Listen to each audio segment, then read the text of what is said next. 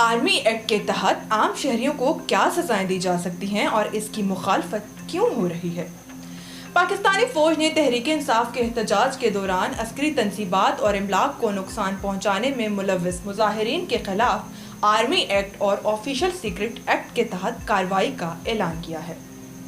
9 مئی کو پاکستان تحریک انصاف کے چیئرمین اور سابق وزیر اعظم عمران خان کی گرفتاری کے بعد مشتعل مظاہرین نے کور کمانڈر ہاؤس لاہور اور راولپنڈی میں فوج کے ہیڈ کوارٹر GHQ جبکہ پشاور سمیت کئی دیگر مقامات میں عسکری تنصیبات پر جلاؤ گھیراؤ اور توڑ پھوڑ کی تھی۔ مسلح فوج کی کور کمانڈر کانفرنس کے بعد فوج کے شعبہ تعلقات عامہ ISPR کی جانب سے جاری کردہ پریس ریلیز میں کہا گیا ہے کہ شرپسندی میں ملوث افراد کو پاکستان آرمی ایکٹ اور آفیشل سیکرٹ ایکٹ کے تحت ٹرائل کے ذریعے انصاف کے کٹہرے میں لایا جائے گا۔ پنجاب کے نگران وزیر اعلیٰ محسن نقوی نے ان حملہ آوروں کے خلاف آرمی ایکٹ کے تحت کارروائی کی منظوری دی ہے، وہیں بعض ہلکے عام شہریوں یعنی سویلینز کے خلاف آرمی ایکٹ اور آفیشل سیکرٹ ایکٹ جیسے سخت قوانین کے تحت کارروائی کی مذمت کر رہے ہیں۔ اب آرمی ایکٹ کیا ہے اور اس کے تحت عام شہریوں کے خلاف کارروائی کیسے کی جاتی ہے؟ اس کو سمجھنے کی کوشش کرتے ہیں۔ پاکستان آرمی ایکٹ 1952 میں ان جرائم کا حوالہ دیا گیا ہے جن کا ٹرائل اس ایکٹ کے تحت اس صورت میں ہوتا ہے جب ان جرائم کا ارتکاب فوجی اہلکار کریں۔ تاہم اسی ایکٹ کے اطلاق کے حوالے سے کچھ شکوں میں یہ قانون بعض صورتوں میں عام شہریوں پر بھی نافذ ہوتا ہے۔ فوجی ایکٹ کے تحت کارروائی کی صورت میں ملزم کے خلاف ہونے والی عدالتی کارروائی کو فیلڈ جنرل کورٹ مارشل کہا جاتا ہے اور یہ فوجی عدالت GHQ adjutant general Jack branch کے زیر نگرانی کام کرتی ہے۔ اس عدالت کا صدر ایک حاضر سروس عموماً لیفٹیننٹ کرنل رینک فوجی افسر ہوتا ہے۔ استغاثہ کے وکیل بھی فوجی افسر ہوتے ہیں۔ یہاں ملزمان کو وکیل رکھنے کا حق دیا جاتا ہے۔ اگر کوئی ملزم پرائیویٹ وکیل رکھنے کی استطاعت نہ رکھتا ہو تو فوجی افسر ان کی وکالت رکھتے ہیں۔ انہیں فرنٹ آف دی ایکیوزڈ کہا جاتا ہے۔ یہاں ہونے والی کارروائی کے بعد ملزم اپیل کا حق رکھتا ہے۔ سن 2015 میں پاکستان کی قومی اسمبلی کے بعد ایوان بالا یعنی سینٹ نے 21ویں آئینی ترمیم اور آرمی ایکٹ 1952 میں ترمیم کی متفقہ منظوری دی تھی۔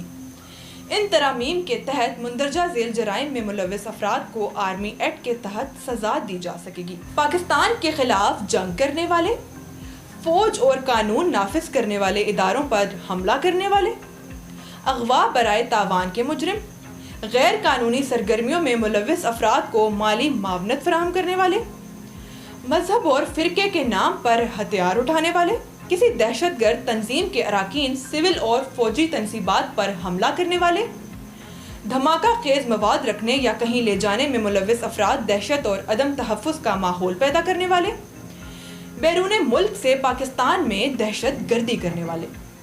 آرمی ایکٹ کے سیکشن 21D میں 2 ایسی شکیں موجود ہیں جن کے تحت عام شہریوں پر مقدمہ چلایا جا سکتا ہے، جن میں پہلی جاسوسی یا عسکری راحت فراہم کرنا اور دوسری فوجیوں کو حکم نہ ماننے پر اکسانا یا پھر فوج کے ادارے کے خلاف اکسانا شامل ہے۔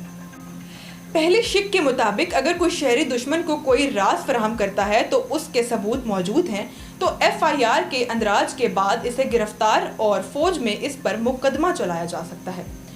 دوسری شک کے مطابق اگر کوئی شخص کسی کو فوجی کمان کے خلاف بغاوت، فساد برپا کرنے کے لیے اشتعال دلانے، اکسانے یا ترغیب یا تحریک دینے کا سبب بنے تو اس صورت میں بھی فوج اس کے خلاف آرمی ایکٹ کے شک 21D کے تحت مقدمہ چلا سکتی ہے۔ اگر کوئی شخص تقریر میں کہتا ہے کہ فوج یا اپنی کمان کا حکم نہ مانے تو اس پر بھی یہ قانون لگے گا۔ آرمی ایکٹ کی شک 21D کے تحت کسی بھی سویلین کا معاملہ 31D میں لا کر اس کا کورٹ مارشل کیا جا سکتا ہے، لیکن اس کے لیے پہلے اس سویلین کے خلاف کسی تھانے میں مقدمہ کے اندراج اور مجسٹریٹ کی اجازت ضروری ہے۔ جب فوج کو سویلین حکومت کی مدد کے لیے بلایا جائے ان حالات میں فوج کو یہ اختیارات حاصل ہیں۔ خیال رہے کہ تحریک انصاف کے احتجاج کے دوران ہنگامہ آرائی کے تناظر میں پنجاب، خیبر پختونخوا اور اسلام آباد میں حکومت کی جانب سے امن و امان کے قیام کے لیے آئین کی شک 245 کے تحت فوج تعینات کی گئی تھی۔ چونکہ اس معاملے میں فوج کو سویلین حکومت کی مدد کے لیے بلایا گیا تھا، اور جب فوج سویلین حکومت کی مدد کو آئے، اس صورت میں فوج کو لا اینڈ آرڈر کے لیے کچھ اضافی اختیارات بھی مل جاتے ہیں۔ شکریہ۔